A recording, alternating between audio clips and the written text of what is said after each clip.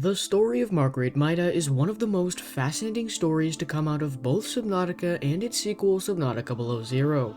A little less than a decade prior to the Aurora crashing on planet 4546b, a Mongolian vessel by the name of the Degassi was shot down by the quarantine enforcement platform and crash-landed in the volcanic crater we come to know and love in Subnautica. Of the 6 members of its crew, only 3 survived the crash. Paul Torgel, the captain of the vessel, Bart Torgel, his son, and Marguerit Maida, a mercenary hired to protect the ship. The surviving crew floated in a life pod for several days until eventually washing up on the floating island. There, they constructed their first base and began to grow a number of crops. However, after some time and as a result of several different factors, Marguerite convinced the crew to abandon their base on the island and to travel deeper, first to the Jellyshroom Cave and then ultimately to the Deep Grand Reef. And it was there that the crew discovered that they were infected by a deadly illness they had never seen before, the Kharaa Bacterium. On one fateful day, Marguerite brought a Reaper Leviathan down to their base in the Deep Grand Reef for Bart to study, in hopes that he would learn more about the disease infecting them. However, unbeknownst to her, she was followed by another Reaper Leviathan who attacked and tore the base apart. The Reaper was about to kill Paul when Marguerite came out of nowhere and stabbed the monster in the neck with a piece of jagged scrap metal. The last Paul saw of her, she had the metal lodged in the Reaper's neck as the Leviathan did its best to shake her off, both disappearing into the darkness of the void. But this is not the end of Marguerite Maida's legendary story. Her story continues in Subnautica Below Zero when we run into her on the Delta Island. After some investigation, we learn how Marguerite made it to Sector Zero through her voice logs scattered in and around her base in the Lilypad Islands. We learn that after the Reaper Leviathan carried her deeper and deeper into the void, she managed to kill it with a piece of scrap metal, and was able to swim for the surface just in time. However, the mercenaries soon realized that the Reaper had carried her farther out into the void than she had anticipated, and that she would be unable to swim back to land. She was surrounded by empty void for miles in each direction. Eventually, the Reaper's corpse floated to the surface, and over time, Marguerite turned its body into a floating shelter, burning the Reaper's fat to stay warm and to cook its meat.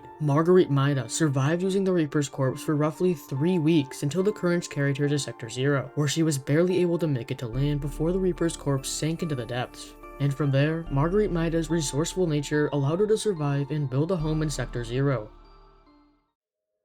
While this story is no doubt legendary and definitely one of my favorites from the Subnautica games, there is one major plot hole that many of my viewers and I have noticed. How did Marguerite Maida survive the Kharaa Bacterium? Why didn't it kill her like it killed so many others? The Kharaa was a deadly bacterial infection let loose on 4546b by the precursor or architect race, who encountered the disease on an unknown world and were striving to find a cure for it on the planet. The deadly bacteria killed over 143 billion architects, Bart Torgel, Medical Officer Danby, and multiple survivors of the Mercury 2. So why didn't it kill Marguerite Maida? In total, Marguerite spent about 10 to 11 years exposed to the Kharaa before Altera landed in Sector Zero and introduced Enzyme 42 into the environment, where she would have likely been cured. It seems impossible that someone would be able to survive for so long, infected by a disease that killed billions. Could this simply be a plot hole overlooked by the developers, or does Marguerite actually have a chance at survival? Well, there are a few possibilities that just might answer this question.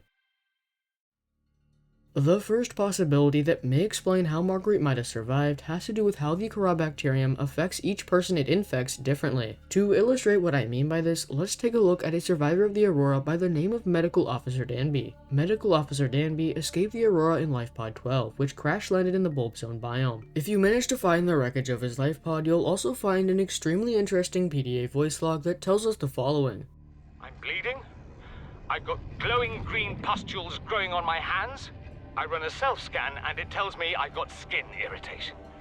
Within 8 hours of the Aurora crashing onto the planet, one of the survivors was experiencing symptoms of the Kharaa that the PDA predicted would take roughly 2 weeks to show up in Riley. This suggests that the Kharaa affects each person it infects differently, so perhaps it's the same with Marguerite Maida. Perhaps the disease progresses very slowly in Marguerite to the point where she was able to survive for over 10 years before reaching stage 4 of the infection. However, 10 years is quite a long period of time. The difference in time between symptoms in Riley Robinson and symptoms in Medical Officer Danby is only 2 weeks, but the difference in symptoms between Riley Robinson and Marguerite is over 10 years. While the Kharaa might have progressed a lot slower in Marguerite, 10 years is simply too long for this to be the only explanation. The bacteria would have surely killed her by then, regardless of how the disease affected her. But then again, Marguerite Maida is a remarkably tough individual. If anyone's going to survive this disease, it's going to be her. And if you think about it, the game never specifically tells us that the Kharaa's mortality rate is 100%. The deadly bacteria killed a lot of different people, including billions of architects, but the game never tells us that the disease killed everyone it infected. Perhaps the disease's mortality rate is closer to 95% or maybe even 99%, and since Marguerite is such a uniquely strong individual, she was able to survive it. So perhaps Marguerite Maida just got lucky.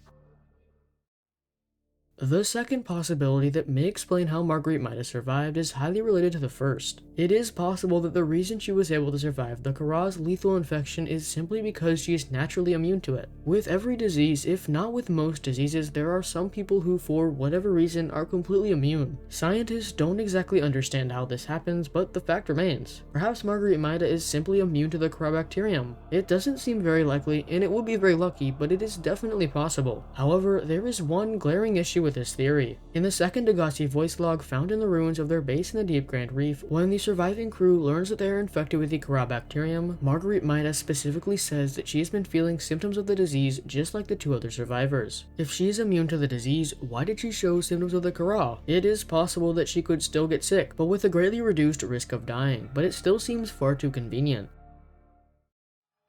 The third possibility is something I've seen thrown around that I'd like to disprove. Quite often, I've heard people say that Marguerite Maida survived the Kharaa because she somehow ran into peepers carrying enzyme 42. However, when you look deeper into the lore, this theory starts to crack. First, the Degassi survivors likely never ran into an alien vent. If they did, the voice logs would have surely mentioned it. And even if the voice logs didn't mention this encounter for whatever reason, the survivors probably wouldn't have understood the vent's purpose. Second, the enzyme that the peepers carry isn't a permanent cure to the Kharaa. Due to the adult Sea Emperor Leviathan's old age, the enzyme she produces isn't stable enough to act as a permanent cure, and instead acts as a temporary placeholder that holds off the disease from completely obliterating life in the crater, with a small amount of help from the warpers. So, even if Marguerite was exposed to plenty of peepers carrying enzyme 42, they wouldn't have been able to cure her. For these reasons, unfortunately, we will have to rule this possibility out.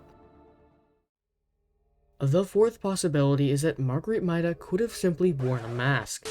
The real fourth possibility has to do with another plot hole in Subnautica Below Zero that I'd like to eventually cover in detail in another video. In Subnautica, the game's lore explains that the crater is infected with the Kharaa, but due to the pipe system which brings peepers carrying the unstable form of enzyme 42 to all sections of the crater, life is able to barely avoid complete extinction. Likewise, in Sector 0, we know from the game's lore that the area was previously infected by the Kharaa for the 1,000 years it was let loose on the planet, until Altera introduced the enzyme cure into the environment. However, unlike Subnautica Below Zero gives us no explanation as to how life was able to avoid extinction. Over a 1,000 year time frame, the Kharaa should have completely eradicated all life in this small area, but it didn't. Somehow, something in Sector 0 kept life alive for 1,000 years until Altera released the cure. But what could that something have been? Could it have been the same thing that kept the crater alive? Well, I'll leave that to the separate video I'm planning on making covering the topic very soon. If you're watching this a couple months from when it was uploaded, be sure to check the description and the pinned comment at the end of this video to give it a watch.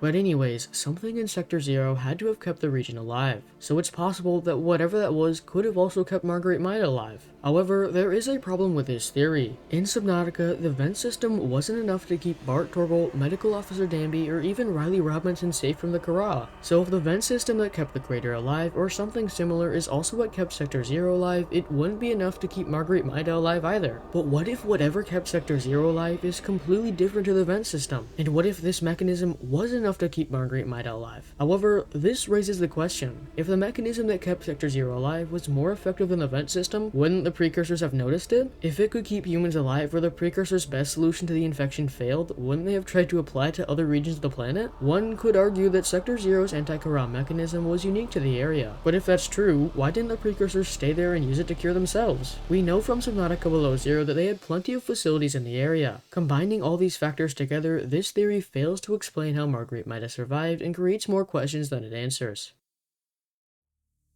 The fifth possibility has to do with the Reaper Leviathan that kept Marguerite Maida alive while she traveled through the void. In Subnautica, while playing through the game, you'll notice that a small fraction of the creatures you encounter are infected with the deadly Kharaa Bacterium that's been ravaging the crater for the past millennium. These creatures possess bright green blisters and what appears to be tiny networks of Kharaa forming around them. However, there are some species that for some reason are never seen infected with the Kharaa, and the large majority of these species have one thing in common. They are all Leviathan class life forms. lives. As we discussed before, Marguerit Maida traveled from the crater to Sector 0 on top of a deceased Reaper Leviathan. During this time, she consumed the Reaper Leviathan's flesh in order to stay alive. It is possible that whatever protects the Leviathans from infection also could have allowed Marguerite to survive the Kharaa. But what is it about Leviathans that gives them this immunity? And could Marguerite have gained this immunity by consuming one of them? Well, there are two possibilities that might answer these questions. The first possibility is that Leviathan-class lifeforms could be immune to the Kharaa because of a process known as biomagnification. Biomagnification is defined as the increasing buildup of substances within organisms that happens at each stage of the food chain. To help you understand this process, let's say for example that a stalker on average eats 10 peepers carrying enzyme 42 a day. The stalker's predator, let's say for example a bone shark, eats 5 stalkers a day. In turn, let's say that a Reaper Leviathan eats 3 bone sharks a day. The Reaper eating 3 bone sharks is the equivalent of it eating 150 peepers carrying enzyme 42. So, as you can see here, the enzyme gets more and more concentrated as you travel up the food chain, and Leviathan-class organisms are apex predators, meaning they would have the highest concentrations of enzyme 42 in their body. These higher concentrations of enzyme 42 must be the reason they are immune, right? Well, maybe not. Not all Leviathan-class lifeforms in the crater are at the top of their food chain, and not all of them are even predators. So, this wouldn't explain how the sea treader and reefback Leviathans are immune to the Kharaa. In addition, even if Marguerite consumed large amounts of enzyme 42 by eating the Reaper, like we talked about earlier, due to the adult Sea Emperor Leviathan's old age, the enzyme carried by the peepers isn't a permanent cure. The Reaper would have helped her to survive for a longer period of time, but it wouldn't have helped her to survive roughly 10 years of living in Sector 0. There has to be another explanation, and fortunately, there is.